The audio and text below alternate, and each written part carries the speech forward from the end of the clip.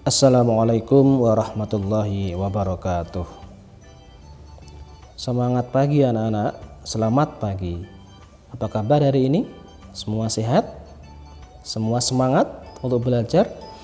Baiklah, meskipun dalam keadaan pembelajaran BDR, belajar dari rumah, Pak Guru harap anak-anak semua tetap semangat belajar. Baik, kita buka pelajaran hari ini dengan terlebih dahulu berdoa. Berdoa dipersilahkan.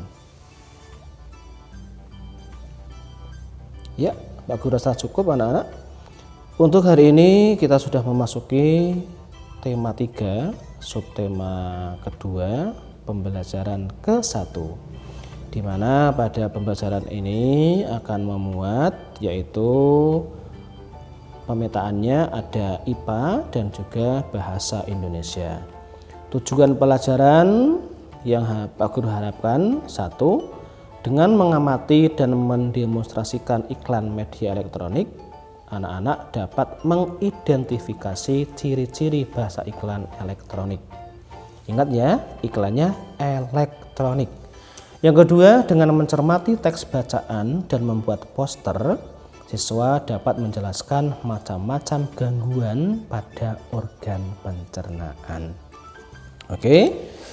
Langsung saja anak-anak, kalian lihat slide yang pertama, yaitu ada beberapa gambar yang Pak Guru tampilkan. Ada televisi, ada radio, dan juga ada gambar orang yang sedang mengoperasikan atau sedang bermain di depan komputer. Nah, bicara tentang alat tersebut berhubungan dengan media elektronik, yaitu sesuatu yang pengoperasiannya membutuhkan listrik. Nah, ya. Nah, hal ini dimanfaatkan oleh para pelaku iklan atau para produsen yang ingin menjual barang dan jasanya dengan memanfaatkan media elektronik sebagai bahan atau media menyampaikan iklan. Nah, apa itu pengertian iklan dengan media elektronik? Yaitu pemberitahuan mengenai suatu barang atau jasa kepada masyarakat umum melalui media elektronik. Ada televisi, ada radio, ada pula internet. Baiklah anak-anak sekalian, setelah melihat itu dan kalian membaca materinya pada buku kalian, maka ada tugas berupa aktivitas siswa, yaitu anak-anak mengidentifikasi ciri-ciri bahasa iklan. Diamati itu ada langkah-langkahnya. Pertama, tentu anak-anak harus mengamati iklan yang ada di media elektronik. Boleh mengambil dari radio, dari televisi maupun dari internet. Yang kedua, diskusikan bahasa yang digunakan dalam iklan tersebut. 3, tuliskan ciri-ciri dari iklan media elektronik yang kalian amati. Yang keempat, bacakan hasilnya berupa pesan suara atau voice note yang dikirim japri ke Pak Guru. Bisa dipahami anak-anak ya? Ya, baik. Nah, setelah mengamati dan juga melaksanakan aktivitas siswa, maka anak-anak bisa nanti kalian amati pada materi selanjutnya, yaitu Pak Guru punya sedikit cerita buat kalian. Ya, pada suatu hari Lani mengeluhkan perutnya yang sakit. Ya, setelah itu dia bilang sama ibunya, "Ibu, aku sepertinya mahku kambuh ibu." Nah, terus ibunya memberikan nasihat. Lani masih ingat ada iklan di televisi tentang obat mah kemarin? Oh iya bu. Nah, ayo sekarang beli dulu obatnya, kemudian diminum untuk meredakan mah kamu. Nah, dari percakapan tersebut anak-anak, bahwa gangguan pada sistem pencernaan manusia itu bisa berupa 1, penyakit mah. Ya, ada juga pada penyakit yang lain. Apa kira-kira?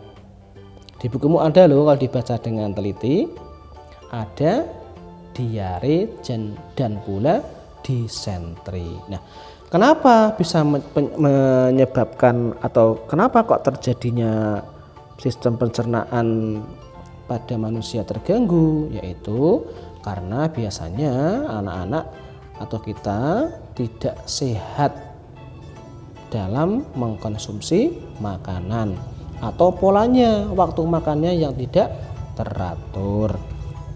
Nah, setelah itu mengetahui dan membaca tentang berbagai macam penyakit atau gangguan pada organ pencernaan, maka tugas anak-anak selanjutnya adalah membuat peta pikiran atau peta konsep dari masing-masing penyakit gangguan pencernaan. Di sini sudah Pak Guru contohkan, yaitu MAH. Nah, ya, MAH adalah penyakit yang menyerang lambung dikarenakan terjadi luka atau peradangan pada lambung yang menyebabkan sakit, mulas, dan perih pada perut. Itu pada cabang yang pertama, MAH adalah. Yang kedua, pada cabang MAH disebabkan oleh, nah ini jawabannya atau Pak Guru bantu, yaitu MAH disebabkan karena asam klorida atau HCl yang dihasilkan oleh lambung terlalu banyak sehingga mengikis dinding-dinding lambung. Ya. Atau MAH juga bisa disebabkan oleh hal yang lain. 1. Pola makan tidak teratur. 2. Pola tidur tidak teratur. 3. Banyak pikiran atau stres. 4. Terlalu lelah bekerja. 5. Terdapat mikroorganisme makhluk hidup yang kecil yang merugikan di dalam lambung. Atau yang keenam, mengkonsumsi obat-obatan tertentu dan alkohol. Maka hindari hal tersebut supaya tidak menyebabkan kalian mengalami penyakit MAH. Nah, kemudian apa sih gejalanya anak-anak? MAH tersebut biasanya ditandai dengan rasa sakit di ulu hati dan perut terasa mual. Kemudian bagaimana cara mengatasi MAH? Tentu kita ambil dari penyebab tadi, jangan lakukan hal-hal yang menyebabkan penyakit MAH. Maka cara mengatasinya 1, ya, makan dan tidur secara teratur. 2, kurangi beban pikiran atau stres. Kemudian yang ketiga, kurangi mengonsumsi obat-obatan yang tanpa resep dokter dan juga hindari alkohol, ya. Itu anak-anak contoh dari peta konsep tentang MAH. Kemudian adapun peta konsep yang penyakit atau gangguan diare dan disentri, nanti anak-anak kerjakan sendiri dengan melihat pada sumber belajar kalian. Itu anak-anak ya. Nah, untuk menutup pembelajaran kali ini, maka mari kita refleksi sebentar atau melihat kembali pelajaran hari ini. 1. Hal-hal baru apa yang anak-anak dapatkan pada pembelajaran hari ini? Yang kedua, tuliskan 3 atau 4 hal baru yang menurut kalian menarik untuk diceritakan kepada orang tua dari pembelajaran hari ini.